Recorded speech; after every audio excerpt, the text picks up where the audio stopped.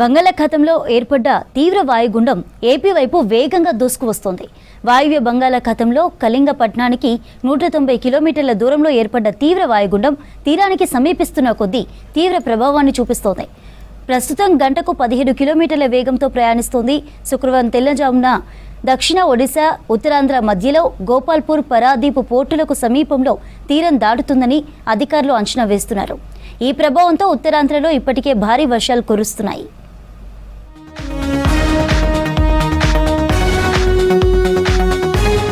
బంగాళాఖాతంలో ఏర్పడిన వాయుగుండం ప్రభావంతో వైజాగ్లో కుండపోత వర్షం పడుతోంది. బలమైన ఈదురుగాలులు బీభత్సం సృష్టించాయి. ఈదురుగాలుల ధాటికి పలు చోట్ల చెట్లు నేలకొరగగా కరెంటు పోల్స్, భారీ హోల్డింగ్స్ కుప్పకూలాయి. కొన్ని ప్రాంతాల్లో రోడ్లపైకి వరద నీరు చేరి భారీగా ట్రాఫిక్ జామ్ ఏర్పడింది. సముద్రం అల్లకల్లోలంగా మారిన క్రమంలో వాతావరణ శాఖ 3వ హెచ్చరిక జారీ చేసింది.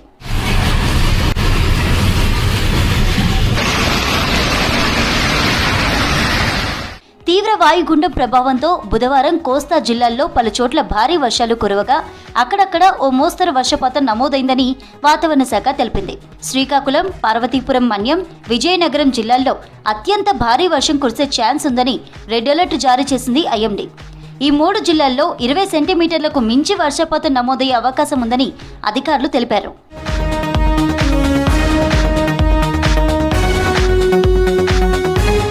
ఫ్లాష్ ఫ్లడ్ కి ఆస్కారం ఉందన్నారు అధికారులు. విశాఖ, అనకాపల్లి, అల్లూరి జిల్లాలకు ఆరెంజ్ అలర్ట్ ఇచ్చారు. ఇక్కడ 5 నుంచి 12 సెంటీమీటర్ల వర్షపాతం నమోదయ్యే అవకాశం ఉందన్నారు. తూర్పు గోదావరి, యానం, కోనసీమ జిల్లాలకు ఎల్లో అలర్ట్ జారీ చేశారు. తీరం వెంబడి గంటకు 50 నుంచి 70 కిలోమీటర్ల వేగంతో గాలులు వీచే అవకాశం ఉందని, మత్స్యకారులు 3 రోజుల పాటు వేటకు వెళ్లొద్దని సూచించారు. తీరం వెంబడి ఉన్న అన్ని పోర్టులకు 3వ నెంబర్ ప్రమాద హెచ్చరిక జారీ అయింది.